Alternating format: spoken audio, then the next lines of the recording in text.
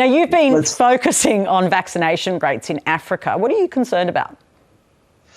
Well, I guess in a nutshell about how low they are. 3.5%, I think, was the latest number. I was almost surprised when I saw that today, given the most recent number I saw was 3.2%. To put that in Australian context, that's like our country having ACTE, perhaps, and Tasmania vaccinated and nowhere else. It's a very worrisome trend. Look, Africa's over 50 countries. It's incredibly diverse. But if you take one example, Uganda has the same number of ICU beds as Tasmania, but it has a population of 42 million people. The situation is dire, and Africa needs our assistance. What should Australia be doing then? How can we close the gap in vaccine inequity?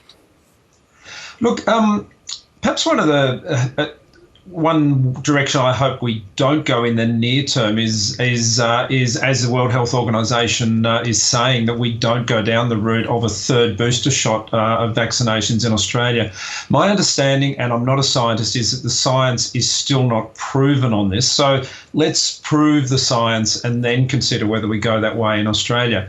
But in the meantime, to the extent that Australia takes vaccines, additional vaccines beyond what we need to vaccinate our own population, we are taking them out of the arms of other countries. Look, if I could draw a parallel, imagine I was driving down St Kilda Road on a cold night. I've got the car heater on. A homeless man there is about to buy a sweater to keep himself warm for $1. I jump out of my car. I grab the sweater. I pay $7.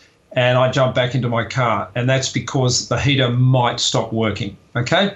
Well, that's probably exactly where we are at the moment. We might need a third vaccination until the science proves that we do need it. Why don't we leave those vaccinations for places like Africa, Southeast Asia that really desperately do need it? Okay, I'm going to work on that. How about if the probability, I'm going to work with your logic.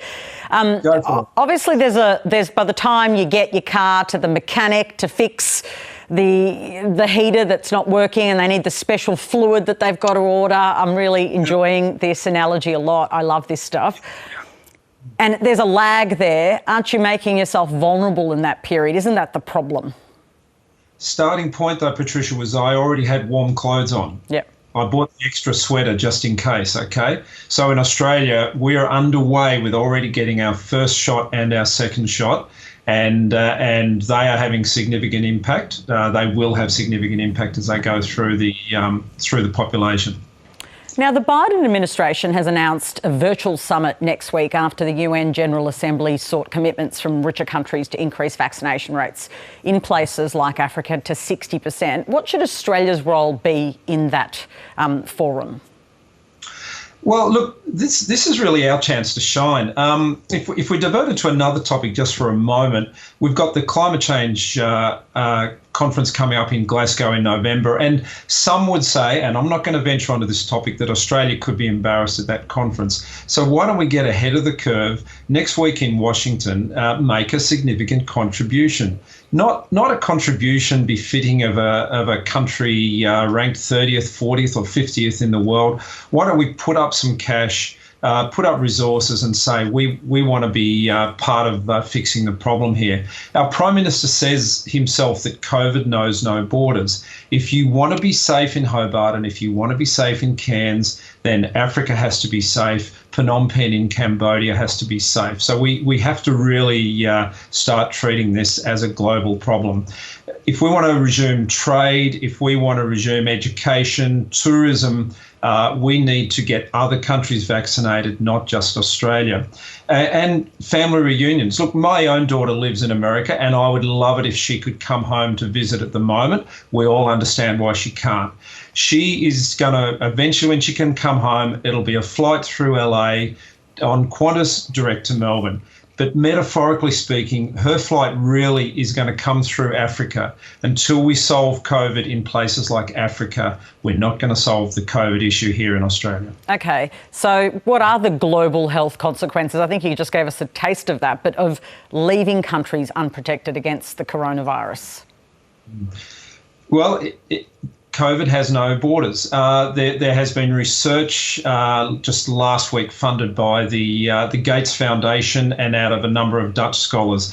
There's research coming out in all directions here. It's hard to keep on top of it all, but they're arguing that while Africa in particular remains unvaccinated, there is a severe danger of many new variants coming out of Africa.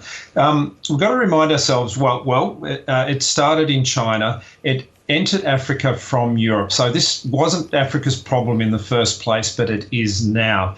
Africa can re-export those variants to the outside world. Now, I think we're all learning about these variants. Some variants may not be so bad. Some might be a lot worse. But if we are going to seriously solve this problem, our government, fully to their credit, has spent hundreds of billions of dollars keeping Australians safe and keeping our economy going. So the measly amounts that we're currently spending on our foreign aid budget or in the international COVID response could reasonably be jacked up substantially. It is a global problem.